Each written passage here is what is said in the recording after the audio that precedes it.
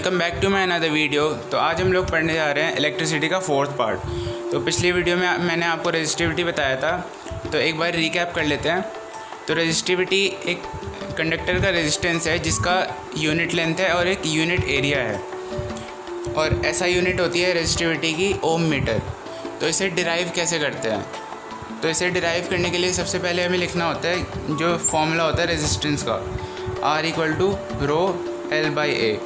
तो अब इसमें हमें रेजिस्टिविटी का ऐसा यूनिट निकालना है, तो इसको हम एक साइड रखेंगे और यहाँ पे R × A/L हो जाएगा। यहाँ पे रेसिप्रोकल होकर इस साइड गया है इसलिए। तो अब इसके ऐसा यूनिट से हमें मतलब इसे सॉल्व करना है। तो हम पहले अज्यूम करेंगे कि L यहाँ पे 1 मीटर है और एरिया जो है ये 1 मीटर स्क्वायर है। तो ये हो जाएगा रो = और रेजिस्टेंस को भी हम अज्यूम करेंगे कि ये 1 ओम है। तो यहाँ पे R की ऐसा यूनिट होती है रेजिस्टेंस की ओम इंटू एरिया का मीटर स्क्वायर अपॉन में मीटर। तो यहाँ मीटर से मीटर स्क्वायर में बस मीटर बचेगा, तो इससे रो की वैल्यू आ जाती है ओम मीटर। रो को हम रेजिस्टिविटी कांस्टेंट या फिर स्पेसिफिक रेजिस्टिविटी कांस्टेंट भी कहते हैं। अब देखो रेजिस्टिविटी है, तो अगर हम इसका रेसिप्रोकल करेंगे तो क्या होगा? जैसे रेजिस्टिविटी तो हम जानते हैं, अब इसका अगर हम रेसिप्रोकल करेंगे 1 रेजिस्टिविटी, तो इसका मतलब हो जाता है कंडक्टिविटी।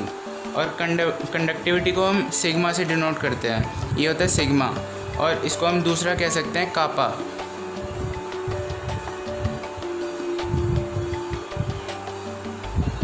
और हम कापा को हम ये के लिख सकते हैं। अब हमें ये तो पता है कि रेजिस्टिविटी की ओम मीटर होती है ऐसा यूनिट, तो इससे हम क्या कह सकते हैं कि सिग्मा और कापा की ऐसा यूनिट क्या होगी? तो इसकी होगी 1 ओम मीटर, या फिर हम कह सकते हैं ओम मीटर की पावर -1।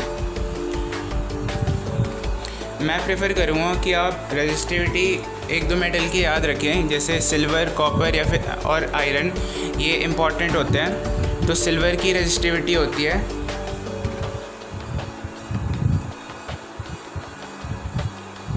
1.60 × 10⁻⁻8 ओम मीटर, और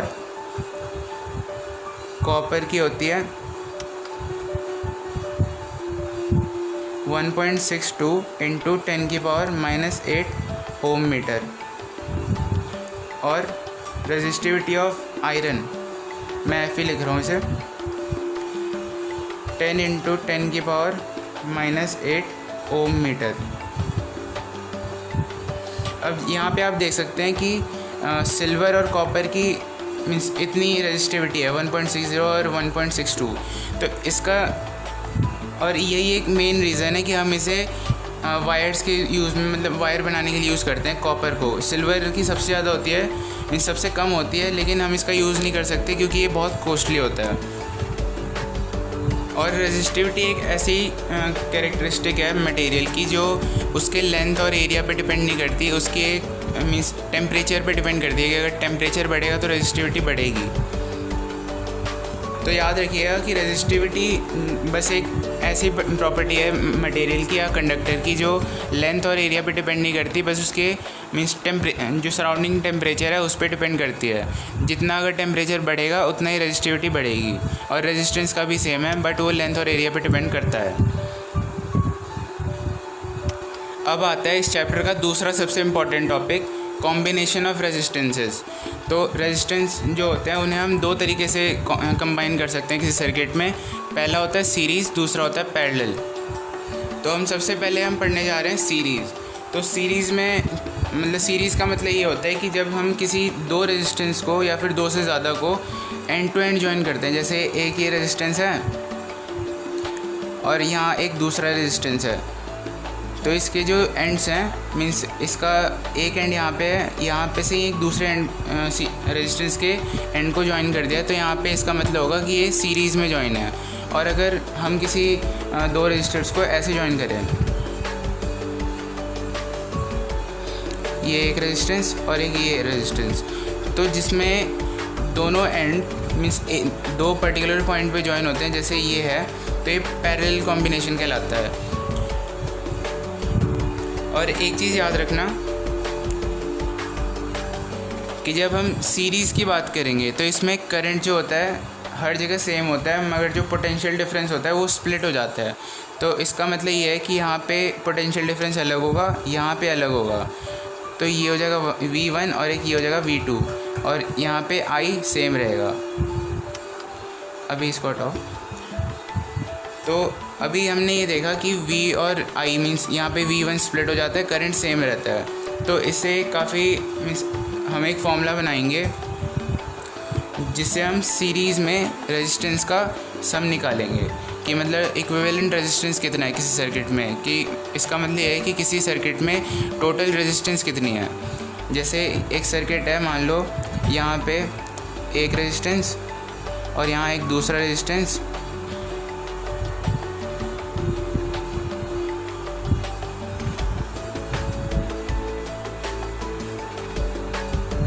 और यहाँ एक तीसरा रेजिस्टेंस, ये R1, R2, R3, और ये बैटरी है, और यहाँ स्विच। तो अब आप कैसे बताओगे कि इसमें कितना रेजिस्टेंस है, टोटल कितना रेजिस्टेंस है इसमें। तो इसके लिए एक फॉर्मूला हम अभी डिराइव करते हैं। उसमें हमें करना बेसिकली ये है कि जैसे ये पोटेंशियल डिफरेंस इसका टोटल V है। तो अभी मैंने बताया था कि हर रेजिस्टेंस में सीरीज़ में पोटेंशियल डिफरेंस स्प्लिट होता है, उसमें जितना रेजिस्टेंस होता है तो उसके हिसाब से पोटेंशियल डिफरेंस भी वेरी करता है। तो हमने ओम्स लॉ से ये सीखा था कि V = IR। तो यहाँ देखो I तो सेम है इन दोनों में ही, इन तीनों में ही, और V स्प्लिट होगा V1, V2, V3। तो सबसे पहले V1 कितना आएगा, यहाँ पे I सेम है, I R1। तो R1 की वैल्यू आ जाएगी, सॉरी R1 की नहीं, मीन्स V1 = I R1। और इसी तरीके से हमें R2 और R3 के उसमें भी निकालना है। तो V2 हो जाएगा I R2 और V3 हो जाएगा I R3। तो हम इक्विवेलेंट पोटेंशियल डिफरेंस है V, तो V = V1 + V2 + V3। तो अब हमें यहाँ V1, V2, V3 की वैल्यू इस इक्वेशन में डालनी है। तो V = I R1 + I R2 + I R3, और यहाँ पे भी डाल देते हैं IR = I R1 + I R2 + I R3। अब यहाँ पे आप देख सकते हो कि I पूरे इक्वेशन में कॉमन है, तो इसे हम क्या लिख सकते हैं, IR = I R1 + R2 + R3। तो अब इसमें दोनों साइड सेम एक कांस्टेंट मीन्स बन जाएगा यहाँ पे, तो इससे सिंप्लीफाई हो जाएगा दोनों साइड से, क्योंकि अगर I यहाँ से इधर गया इस साइड तो ये मीन्स IR/I, तो I कट जाएगा। तो इससे हम ये कह सकते हैं कि R equivalent = R1 + R2 + R3। इस फॉर्मूले से आप कितने भी रेजिस्टेंसेस जो सीरीज़ में है उसको आप कैलकुलेट कर सकते हो। तो आज के लिए बस इतना ही। अगले वीडियो में मैं बताऊंगा आपको कि पैरेलल कॉम्बिनेशन में रेजिस्टेंस कैसे निकालते हैं। तो होपफुली आपको ये वीडियो अच्छी लगी हो। अगर अच्छी लगी हो तो इसको लाइक करें, शेयर करें, कमेंट करें कि आपको और क्या पढ़ना है। And thank you.